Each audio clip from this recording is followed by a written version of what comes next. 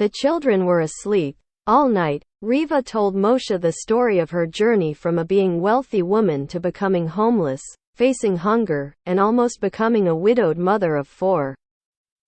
Moshe was terrified to find his family in such a dramatic situation. He felt guilty for his dreams that never came true and the promises he was not able to keep.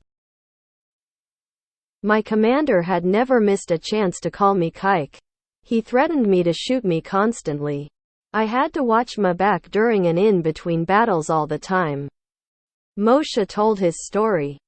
I dealt with it pretty good at first. But then, he poured boiling oil on my flesh. Moshe pulled down his shorts and revealed the red burned scar on his stomach. He hunted me. And he didn't even make it a secret. His commander knew this and did nothing to stop him. And then I heard him saying, "I don't know why it takes you this long to get rid of this kike." So, I knew that if I didn't run away, they would kill me one way or another, so I ran. And then, when I was running through the forest, the Japanese caught me. If I told them that I was a Tsar army officer, they would return me back to my battalion, and they would execute me for running away. I didn't want to go back to my battalion, so I told them that I was a Red Army soldier. I hoped for a quick death, but instead they kept me as a prisoner of war. Interestingly enough, to them I was a Russian, not a Jew. Moshe smiled bitterly. The Japanese prison was not a vocational house, but nobody tortured me there, and they fed me well. They treated me much better than my commanders in the army. And then, in 2 years, they told me that the war was over and they let me go. I didn't know if it was good or bad news. I missed you so much. I wanted to hug you so badly. I wanted to live my life with my family. I had no idea what to expect. Would I be returned to whites or reds? To me, it would be no different because all of them wanted me dead for different reasons. And I had no idea what life did to you and my kids. I'm so sorry. Riva. God had guarded Moshe from the enemy's bullet but stored him for a much more cruel fate. He didn't have a proud fire in his eyes anymore. He was very disappointed with his life because his dream to become a hero didn't come true. He fought for the Tsar and was loyal from the bottom of his heart, but instead of acceptance and honor, he received revulsion and denial. Darling, Riva comforted her husband. I need to explain to you something very important. While spending time in Japan captivity, you missed all the changes that happened in the world. You have no idea about new revolutionary rules. You came back to the same place, but nothing is the same anymore. I worked in a private school, but they closed it. We had a house that we bought with our own money, but they confiscated it and gave it to lazy strangers with no skills, no education, and no will to work hard for their own goods. And I can't explain to you why, and anyway, it would be impossible for you to understand what happened in the world during the short night. Riva took his big hands into hers. Oh, how much I miss him. He embraced her in his arms, and it felt so comfortable and safe. But Riva knew that her feelings contradicted the reality. Moshe, you have to just trust me. She pulled herself together. Think of it like you came to a different world, where everything is the opposite of what was before. Tomorrow is going to be a terrible day. If you fight, they'll kill you. They're armed, and there are many of them. Just accept that this is what's happening and don't you dare lose your temper. You know nothing about new life yet. Moshe listened, not arguing. Maybe it's better if you join them, Riva said. She feared that he would refuse. Though, Moshe didn't yell, as he would have done before. He didn't ask her if she were out of her mind like he would have before. He covered his face with his hands and cried like a child. He felt like a stranger to this new world, where he had to start everything from scratch. He didn't know this world, nor did he understand the new rules of the game. How could he play it if he didn't know the rules? Riva, they're taking away my house, and you want me to join them? How can I do that? He asked, wiping his face. I'll do anything you want. But I don't know how, and he cried again. It's only a house. You still have your life, children, and me. Think about it. Moshe was quiet. Besides, the only thing you know is to be a military officer. At first, I thought that this communism was just a temporary condition. But now I think that this is the way of life we're going to live for a while. Riva touched the collar of her dress and said no more. The civil war convulsed and bloodied Russia, bringing it into a terrible financial crisis that caused anarchy and terror. The government authority was passed from one power to the other. Pogroms, robberies, violence, and vandalism ruled the country, and many dangerous gangs were formed. They were against the Reds, who already had the power, and the Whites, who were in hiding, but still fought the Reds.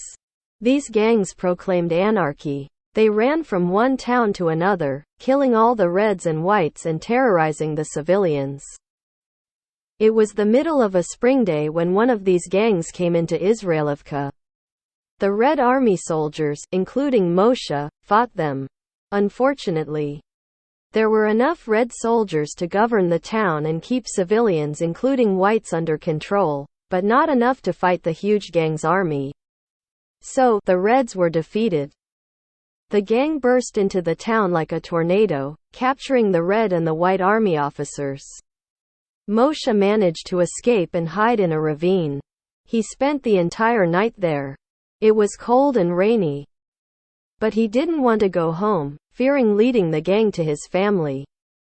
But everyone knew the former Tsar army officer, Red activist, shoemaker, Jew, Japanese Moshe and his family. And somebody turned them in. Riva heard shooting and yelling outside and was worried sick about her husband. He didn't come home, and she didn't know what to think. Was he killed? Did he survive and is in hiding? She tried to stay calm, occupying herself by teaching her children Hebrew. A loud knock on the door filled her stomach with fear. Hey, Riva. It's for you, one of her drunken neighbors called her from the hallway. She didn't have a chance to get up from her chair as the door of her room was kicked wide open and a group of several bandits surrounded her. Are you Japanese Moshe's wife? One of them asked, pointing a gun at her.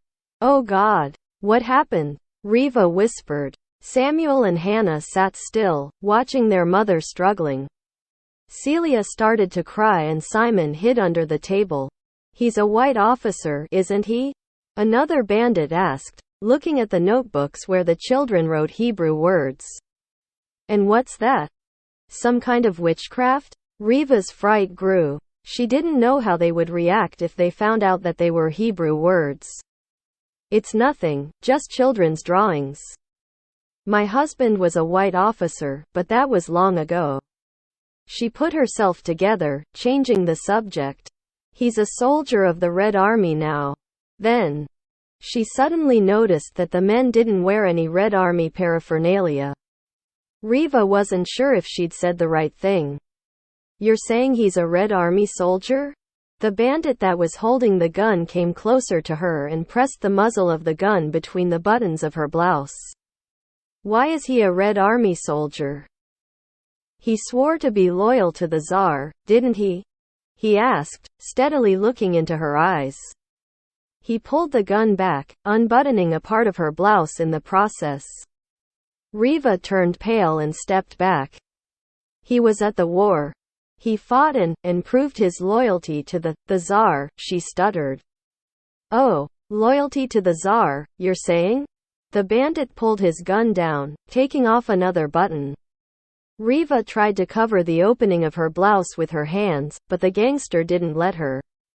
Hey, Taras, we don't have time for this.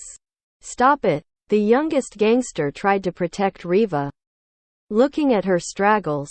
Nobody tells me what to do, Taras said quietly, without any emotion. Look at this. The Japanese Moshe has good taste.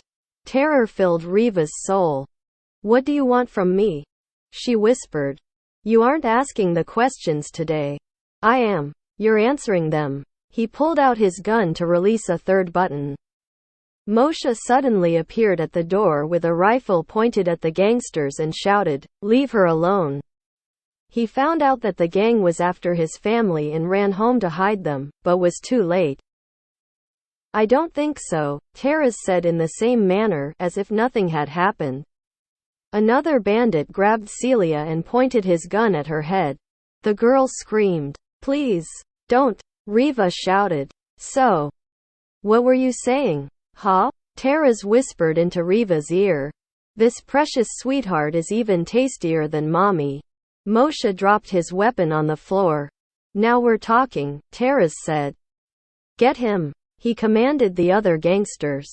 The gangster threw Celia to the ground and went to help the others with Moshe.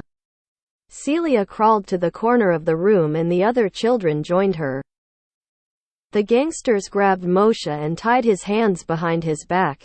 Though Taras didn't have any intentions to let Riva go, he moved his gun to reveal her nipple. "You have me," Moshe cried.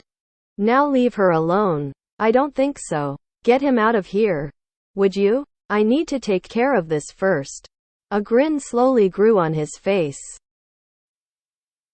The gangsters laughed and dragged Moshe out of the house. Riva tried to run after them, but Taras grabbed her hair and yanked her back. He pulled her to the wall and pushed his body toward hers, pressing his gun against her belly. "You're not going anywhere. Get away from her," Moshe yelled, while being dragged away. "You got me. You son of a bitch. If you lay your hand on her." The door slammed shut. Riva had gone through this nightmare so many times in her life already. "If you lay your hand on her," her father shouted, as Arabs tied his hands, covered his mouth, and let him watch as they grabbed her older sisters, Celia and Hannah, and raped them. The girls were crying and begging, but nothing helped. There were so many of them. They all raped and assaulted the girls for a long time as Riva watched in hiding, trembling in fear. When the girls didn't cry anymore, the Arabs cut their throats, and then they killed her father, cutting his throat too. Threatening, crying, and begging didn't help. They all died anyway. The past repeated itself. The father cried once more as the girls watched again. Only now, Riva was going to be raped in front of Celia and Hannah, and then she would die. And her children, if they survived, would be plagued by that nightmare their entire lives. They were searching for lives. Her mother's voice sounded again in Riva's mind. They are searching for lives, Riva thought. Somebody is going to die. If so, you won't enjoy the sight of fear on my face, you animal. I'm not afraid of you anymore. She fearlessly looked straight into his eyes. I'm a very lonely man, and dangerous too, he said vilely, grabbing her hand, his smile revealing his rotten teeth. Please, not in front of the children, she calmly pleaded, though she knew that it wouldn't work. Oh, that's not a problem, Taras said. Which one do I have to shoot first? Huh? He made gunshot noises with his mouth and cackled at the children, aiming his gun at them as they cried. But Riva didn't show any emotion. She knew what was coming. Don't make it difficult for me, sweetheart, he said. She felt his breath on her face and his erection protruding from his sweaty body against her. You don't have to grab me, Riva calmly replied. I'm all yours. There was no fear on her face as she slowly started to unbutton the rest of her blouse, staring into his eyes. Somebody is going to die. Who's it going to be? She thought as he released her hand and stepped aside, watching as she pulled the blouse from her shoulders. She was stunning beauty, and she knew that.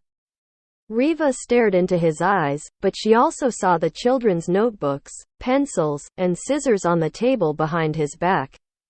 She threw the blouse over his shoulder and it landed right on the table, covering the scissors. I like this, he said, smirking with a dirty smile. Riva didn't look away, keeping eye contact. Somebody is going to die. Who's it going to be? She thought, as her heart was pounding fast, yet she controlled her expression, teasing him with her slow movements. She removed her undershirt, looking into his eyes unblinking, and walked around terrace toward the table, arching her nude beautiful back, untying her hair along the way. He was watching her, and she knew that. Her straight black hair that was nicely tightened into a bob suddenly fell below her pale naked shoulders to the small of her back like silken threads of fringe. She placed the undershirt on the table and secretly grabbed the scissors. Somebody is going to die. Who's it going to be? She thought once more, sensing his breath on the back of her neck. Riva started undoing her skirt as Taras pulled down his pants, still holding his gun. Her skirt dropped down her legs. Taras put his gun inside his shirt pocket and approached Riva from behind. His pants fell down to his ankles. Riva turned around to face him, looking straight into his eyes. Somebody is going to die. Who's it going to be? Why don't we lie down on the bed? She quietly suggested. No, it's fine right here. Just bend down, bitch. Somebody is going to die. Who's it going to be? She was not afraid. She was ready to die. He grabbed Riva's shoulders to turn her around, when suddenly, she kicked him in his crotch with her knee. He bent down, roaring and reaching for the gun as Riva clenched the scissors and swung them into the back of his neck. Taras collapsed on the floor, unable to move. He looked at Riva in disbelief. He saw her pale face with dark, deep eyes and very long, black, straight hair that was covering her white body. She looked like a face of death to him that dissolved into the dark as he died. Riva stood there for another couple of minutes. Her heart was pounding. Her hands were shaking. The children were still sitting on the floor at the corner of the room, observing the corpse in horror. They were too afraid to move. She put her clothes back on and looked outside the door. The corridor was empty. Surprisingly, the house was silent. Her neighbors were either sitting in their rooms, being afraid to show their faces, or had run out of the house. Children helped Riva push Tara's corpse under the bed.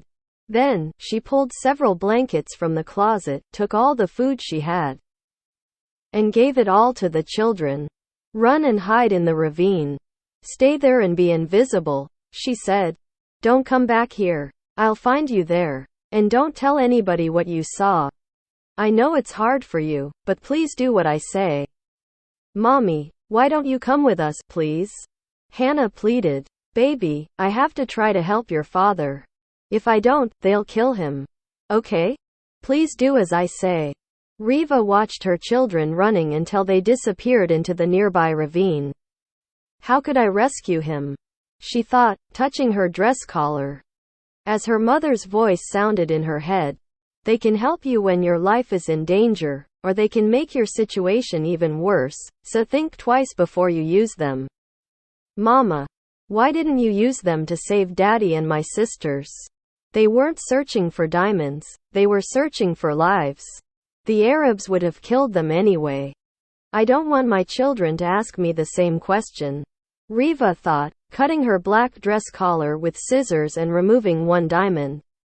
Then, she went to the main street. Where else could the gang's head office be? Hopefully I can bribe somebody there, Riva thought, and she was not mistaken as she accidentally ran into the young man who tried to protect her from Taras. Hey, long time no see. Did you two have a good time? He greeted her with surprise. Yes, we did. Listen, I need your help. My husband was a white army officer, but he ran from them during the war. He joined the Reds to support a large family. We have 4 children. Please, could you explain the situation to your commander? Please. What about Taras? Did he approve it? Yes. He actually did. And he recommended me to come here and talk to somebody. He did? Where is he? I didn't see him. How should I know? Riva said. He got what he wanted, and just left. I didn't see him after this. He was pretty tired though. Probably, he is resting somewhere. Listen, I don't have too much time and I have a family to take care of. Help me. Please. And why should I do that? Tara's had it all. Why doesn't he talk to the commander? Riva hesitated. They can help you when your life is in danger, or they can make your situation even worse. Her mother's words sounded in her mind again. I'll pay you. Now we are talking. Pay me, and I'll see what I can do. Riva stretched out her hand and the man took the diamond. Wow. Moshe is a lucky man to have such a devoted wife. I'm jealous. Would you help him? I'll try. In a couple of hours, on Main Street, in front of Isaac's former house, the leader of the gang held a trial of the captured whites and reds. He condemned all the reds to death and the whites to 25 whips. He treated Moshe as a white officer. It worked. Riva thought with hope. Moshe was harshly flogged, but didn't scream. Sweat dripped from his forehead and blood flowed down his shoulders and back. After the 20th whip, he fell unconscious. The gangsters stopped the punishment and poured water on his face. When he awoke, they continued the sentence. Riva walked Moshe toward the ravine. What are you doing, Riva? Let's go home. Moshe, Riva cried. We can't go home. Why not? I killed him. What? Moshe, I killed the man. His body is still lying in our room. He is too heavy, and I couldn't take him out in the middle of the day. Where are the children? They're hiding in the ravine. Waiting for us. She finally allowed herself to cry. We have to hide there, Moshe, and wait until these bandits leave the town. He put his arms around her, holding her tight. It was his job to kill, as well as protect his family, and he wasn't there to do it. He was ashamed, yet again. I'm so sorry, Riva. The family hid in the ravine for 2 days.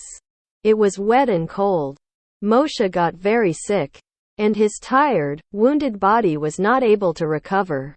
Then, after the gang left the town, they were finally able to go back home. Moshe helped his wife to get rid of the dead body. But then he laid on the bed and never got up.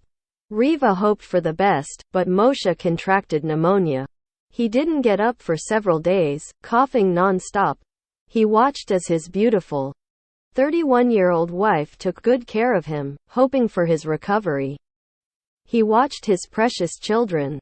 Oh, how well she took care of them.